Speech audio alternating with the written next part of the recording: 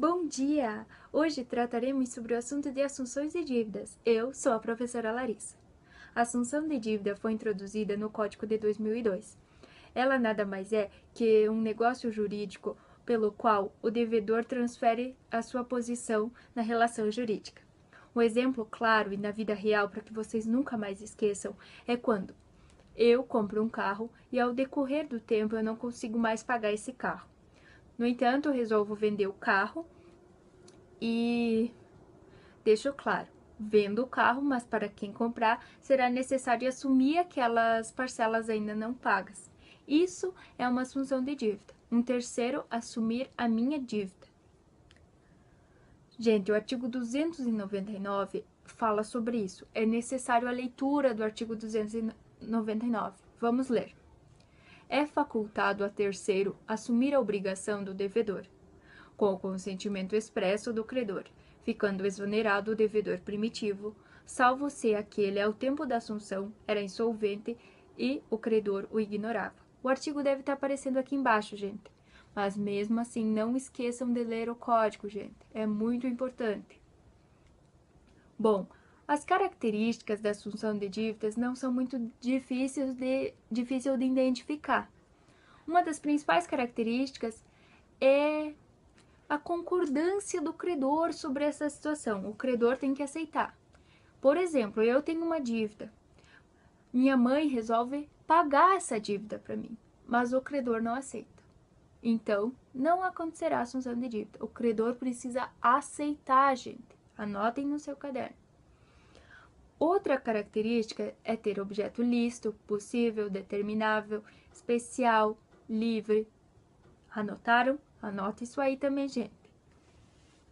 Bom, o artigo 299 também fala da possibilidade de ter uma assunção de dívida acumulativa, quando duas ou mais pessoas assumem a dívida de uma pessoa. Também acontece, gente.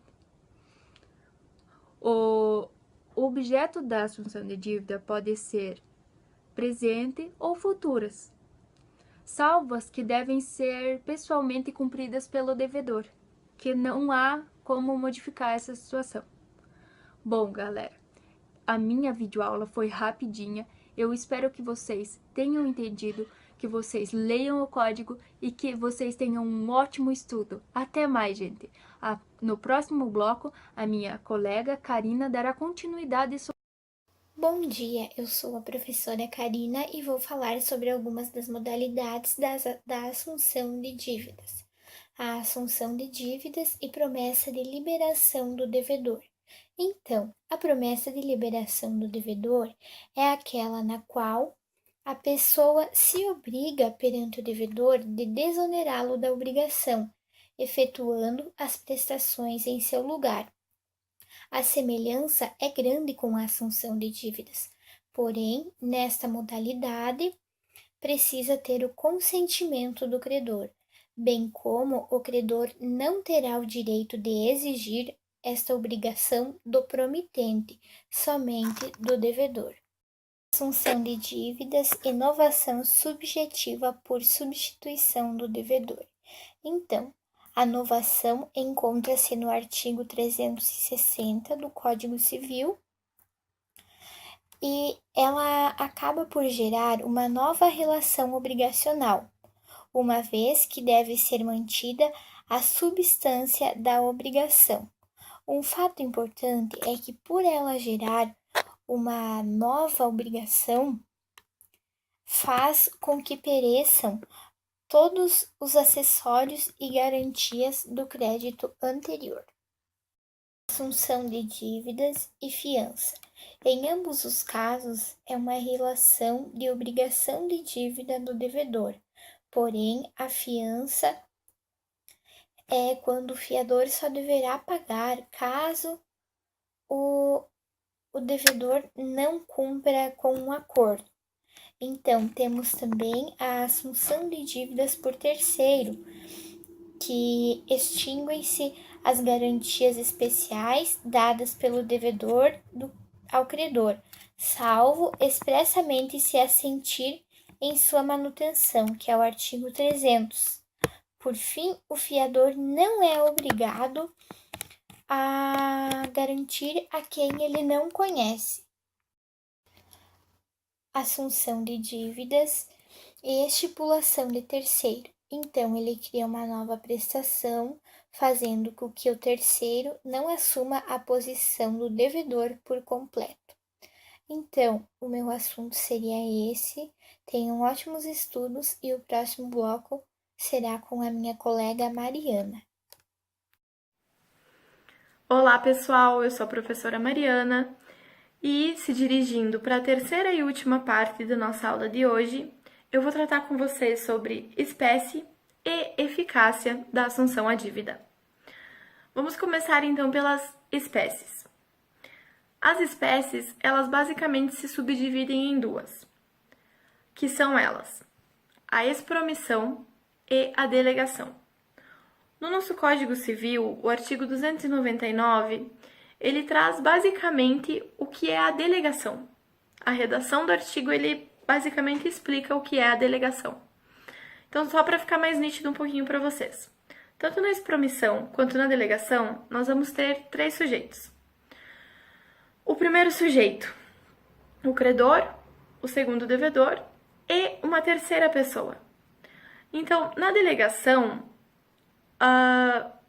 essa terceira pessoa vai tratar diretamente com o credor, porém vai existir uma anuência, uma intervenção do devedor. O devedor ele vai consentir que uma terceira pessoa liquide a sua dívida. Então, o consentimento expresso do credor, ele constitui um requisito de eficácia no ato. Na expromissão, o que diferencia é que não existe a anuência do devedor. Então, o contrato ali, o acordo, é feito pela terceira pessoa e pelo credor. O devedor, ele não precisa dar a anuência dele. Um exemplo prático do dia a dia para isso é: eu tenho uma dívida, meu pai ou minha mãe vai lá e liquida a dívida. Eles não precisaram do meu consentimento. E é isso que diferencia a delegação da expromissão.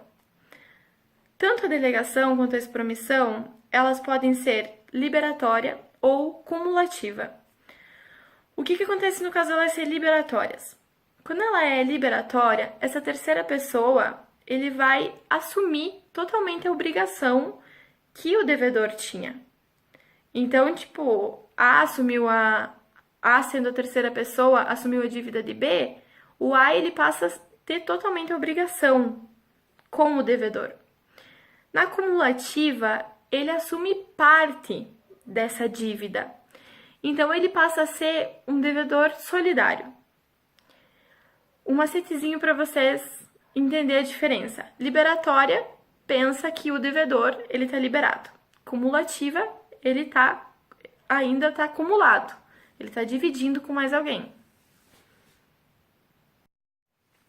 Dando continuidade à nossa aula, então, pessoal, vamos falar agora sobre os efeitos da assunção à dívida. Qual é o principal efeito da assunção à dívida? Ele é a substituição do devedor na relação obrigacional. Então, um devedor, ele é simplesmente substituído por outro devedor. Os encargos obrigacionais, eles vão ser transferidos ao novo devedor, que ele vai assumir a mesma posição do devedor originário. Porém, esse novo devedor, ele não vai ter direitos, por exemplo, a exceções pessoais que competiam ao devedor primitivo. Por exemplo, o direito de compensação que o devedor primitivo possuía. Esse devedor que vai assumir, ele não vai mais ter esse direito. Um outro efeito muito importante da assunção à dívida é a extinção das garantias especiais. Essas garantias especiais, elas eram originalmente dadas pelo devedor primitivo, ao credor. Então, as garantias especiais, elas eram prestadas em atenção à pessoa do devedor, como, por exemplo, as dadas por terceiro, sob modalidade de fiança, de aval, de hipoteca.